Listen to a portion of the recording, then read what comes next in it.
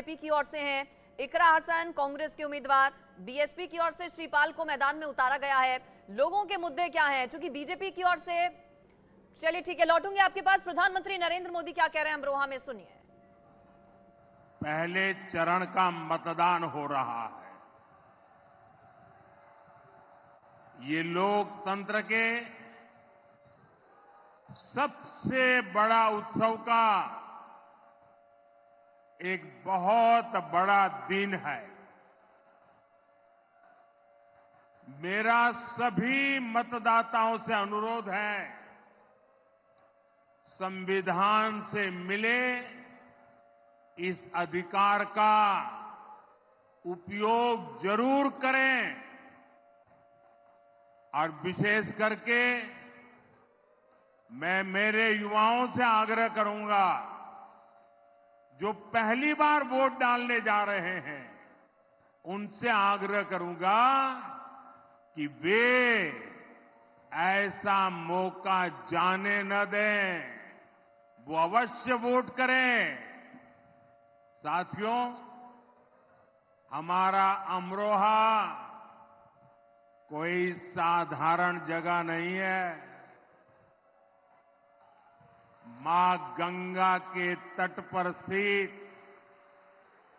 ये धरती भगवान श्री कृष्ण के श्री चरणों की साक्षी रही है। ये धरती राजा गज सिंह और ठाकुर जयराम सिंह जैसे वीरों की भूमि है।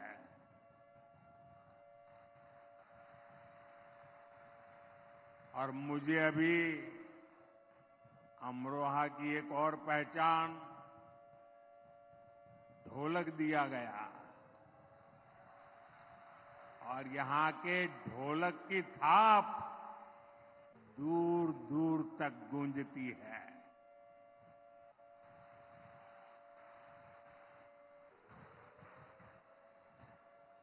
और हमारे योगी जी के प्रयासों से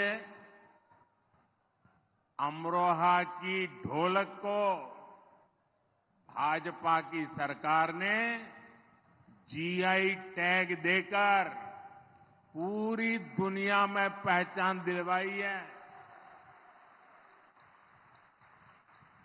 और इस समय मैं जो जन समूह देख रहा हूं, आपका ये उत्साह दिखाता है आज अमरोहा की एक ही थाप है, कमल छाप।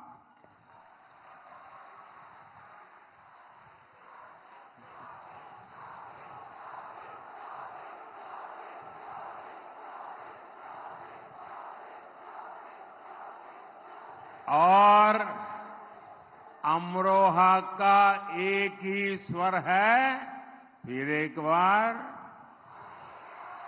फिर एक बार, फिर एक बार। साथियों, अमरोहा केवल ढोलक ही नहीं, देश का डंका भी बजाता है।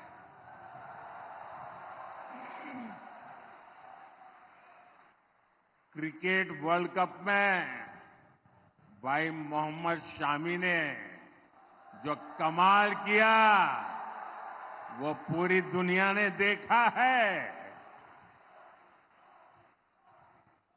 खेलों में शानदार प्रदर्शन के लिए केंद्र सरकार ने भाई मोहम्मद शामी को अर्जुन अवार्ड दिया है।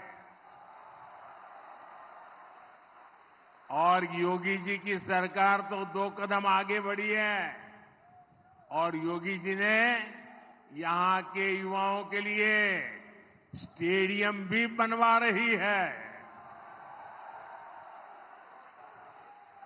मैं अमरोहा के लोगों को इसकी बहुत बहुत बधाई देता हूं। साथियों, 2024 का लोकसभा चुनाव देश के भविष्य का चुनाव है। इस चुनाव में आपका एक एक वोट भारत के भाग्य को सुनिश्चित करने वाला है। भाजपा गांव गरीब के लिए बड़े विजन और बड़े लक्ष्यों के साथ आगे बढ़ रहा है, लेकिन इंडी गठबंधन के लोगों की सारी शक्ति गांव देहात को पिछड़ा बनाए रखने में लगती है। इस मानसिकता का सबसे बड़ा नुकसान अमरोहा और पश्चिमी यूपी जैसे क्षेत्रों को उठाना पड़ा है।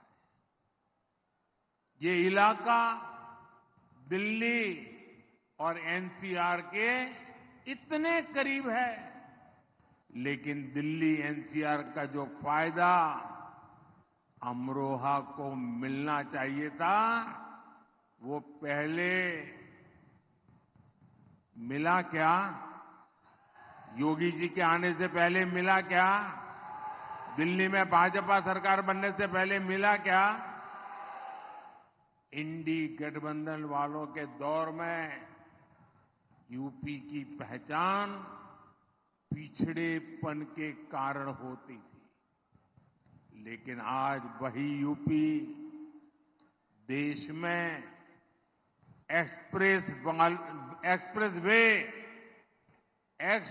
वे वाले प्रदेश के तौर पर हिंदुस्तान जानने लगा।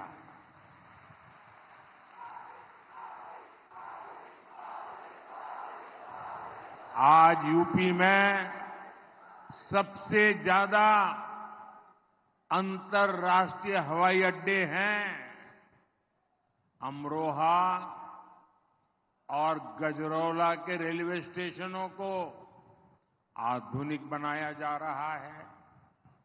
हर रूट पर वंदे भारत जैसी ट्रेनों का विस्तार हो रहा है। हमारे अमरोहा में यहीं पास में गंगा एक्सप्रेस वे बन रहा है। साथियों, कनेक्टिविटी के इन सारे कार्यों का लाभ अमरोहा के उद्योगों और कामगारों को हो रहा है। भाजपा सरकार देश में टेक्सटाइल इंडस्ट्री को बढ़ावा देने के लिए टेक्सटाइल पार्क बना रही है। इसका लाभ भी अमरोहा के गारमेंट उद्योग को मिलेगा और उससे से ज्यादा रोजगार पैदा होंगे। अमरोहा में हमारी सरकार प्लेज पार्क भी बना रही है, औद्योगिक पार्क बना रही है। इससे यहां अनेकों लघु उद्योगों को बहुत बड़ी मदद मिलेगी। इससे यहां का कुटीर उद्योग बढ़ेगा, इस क्षेत्र के युवाओं को रोजगार मिलेगा। भाजपा सरकार की पीएम विश्वकर्मा योजना और मुद्रा योजना का लाभ भी यहां के साथियों को हो रहा है। और साथियों, मोदी सरकार के पिछले 10 वर्षों में जो हुआ है, वो तो अभी केवल एक ट्रेलर है, ट्रेलर।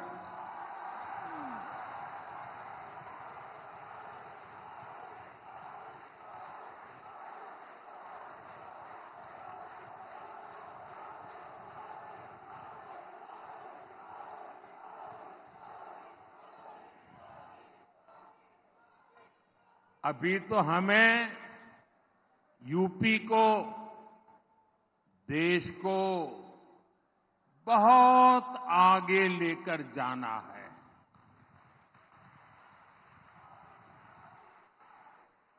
साथियों, हमारे देश में पहले की सरकारें सामाजिक न्याय के नाम पर एससी, एसटी, ओबीसी को सिर्फ धोखा ही देती रही।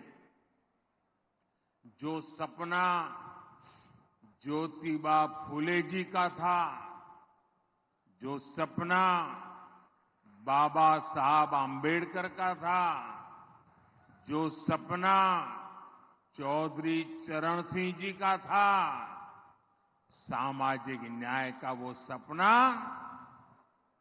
जब से आपने मोदी को सेवा करने का मौका दिया है, वो सपना पूरा करने के लिए दिन रात काम कर रहा है।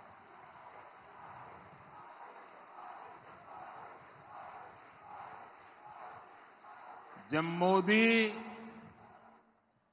3 तलाक के खिलाफ कानून बनाकर अपनी मुस्लिम बहनों को बचाता है, तो ये सामाजिक न्याय में मदद करता है। जब मोदी घर घर जल पहुंचाता है, गैस और बिजली पहुंचाता है, तो महिलाओं की जिंदगी आसान होती है, सामाजिक न्याय पक्का होता है।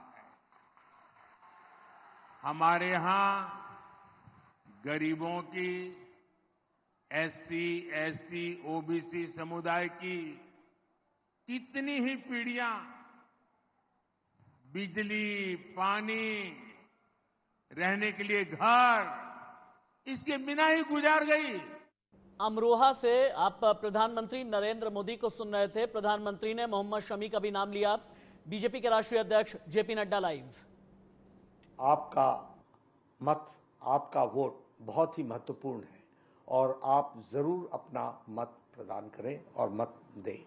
मैं ये भी कहना चाहता हूं कि आपका मत सुरक्षित भारत, समृद्ध भारत और विकसित भारत के संकल्प को भी पूरा करेगा और इसके लिए आप सबका मत देना और इस चुनाव में भागीदारी अपनी सुनिश्चित करना यह आवश्यक है।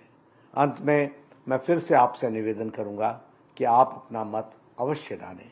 धन्यवाद। नड्डा को आप सुन रहे थे। कहा गया है कि सब लोग घरों से बाहर निकलिए, लोकतंत्र के महापर्व में हिस्सा लीजिए और ज्यादा से ज्यादा संख्या में वोटिंग कीजिए। यही अपील पीएम मोदी की ओर से और गृह मंत्री अमित शाह की ओर से भी की गई। आगे बढ़ेंगे अब खबरों में और बात करेंगे इजरायल और ईरान कॉन्फ्लिक्ट की। ईरान और इजरायल कॉन्फ्लिक्ट में बड़ी खबर यह है कि ईरान के अटैक के 5 दिन के बाद इजरायल ने बहुत बड़ा हमला किया है।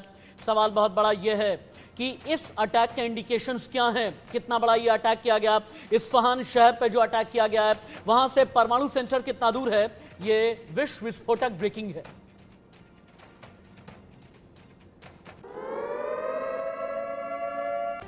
तो इजरायल ने ईरान पर बड़ा हमला किया है। देखिए, बदले की कार्रवाई शुरू कर दी है इजरायल ने और अमेरिकी मीडिया की ओर से बहुत बड़ा दावा किया।